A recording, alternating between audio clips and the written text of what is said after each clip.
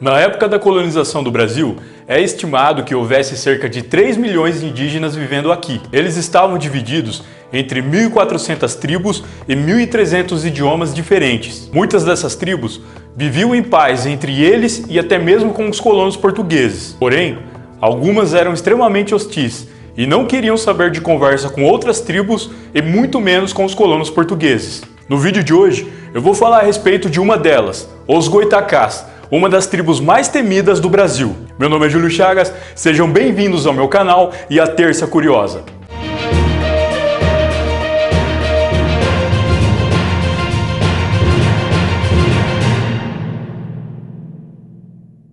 Os Goitacás, diferente da maioria das tribos indígenas do Brasil, eles não eram de origem tupi-guarani. Apesar do nome Goitacá ser de origem tupi, essa tribo não tinha nenhuma ligação com as outras tribos que aqui habitavam.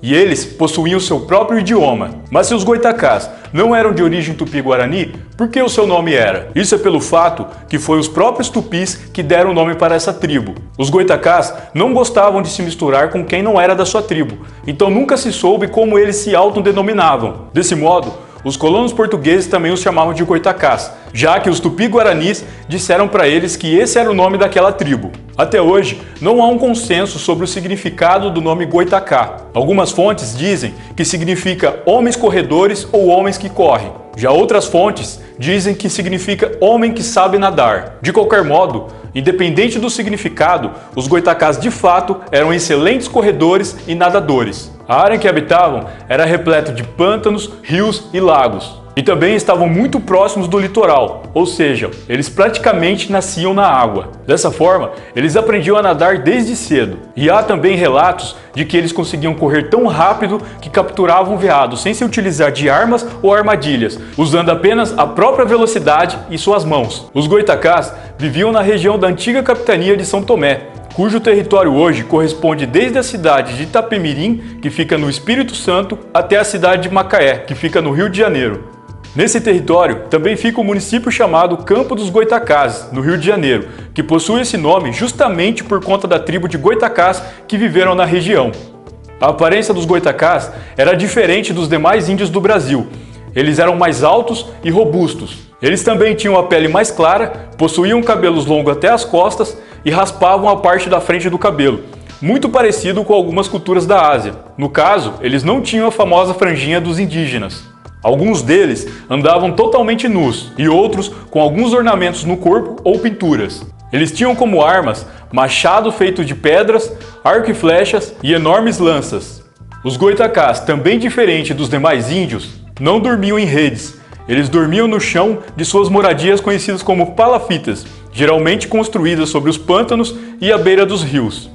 Eles se alimentavam de frutas, raízes, mel, animais e carne humana. Sim, os Goitacás eram canibais. E nas batalhas, quando eles venciam, aproveitavam a carne de seus inimigos, onde cortavam os corpos e depois os comiam, algumas vezes quase crus.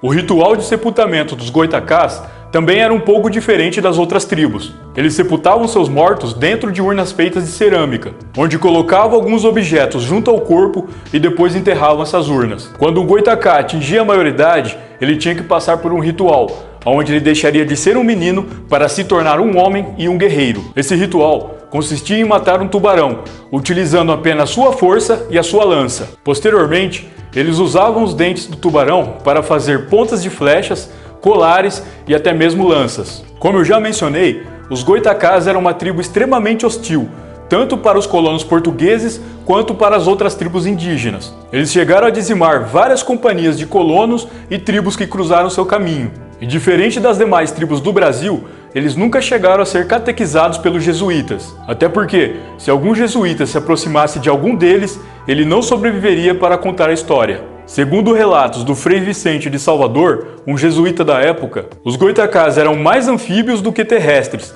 e que nenhum português era capaz de capturá-los.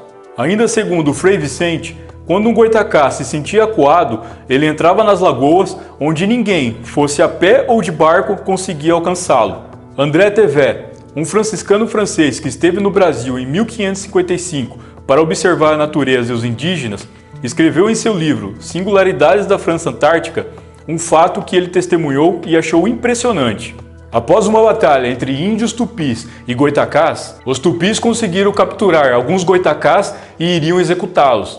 André Tevé, que estava observando tudo, conta que quando o guerreiro goitacá levou um golpe de borduna em sua cabeça, a cabeça se abriu, deixando o seu cérebro exposto, mas mesmo assim, ele ainda levantou e atacou o índio tupi que havia dado o golpe. O franciscano francês não acreditou no que viu. O tempo foi passando e os goitacás se tornaram um enorme problema para os colonos portugueses. Não havia como vencê-los em batalha, ainda mais em um território onde os europeus desconheciam e também por estarem em enorme desvantagem. Os colonos não tiveram outra saída, a não ser abandonar os territórios onde haviam goitacás por perto. Eles estavam sofrendo inúmeros ataques da tribo, e era impossível estabelecer uma colônia dessa forma. Sem os colonos, os goitacás novamente se tornaram predominantes na região de São Tomé. Porém, os colonos portugueses não estavam dispostos de abrir mão daquelas terras tão facilmente. Foi então que no início do século XVII, os portugueses tiveram uma ideia. Eles pegaram várias roupas e objetos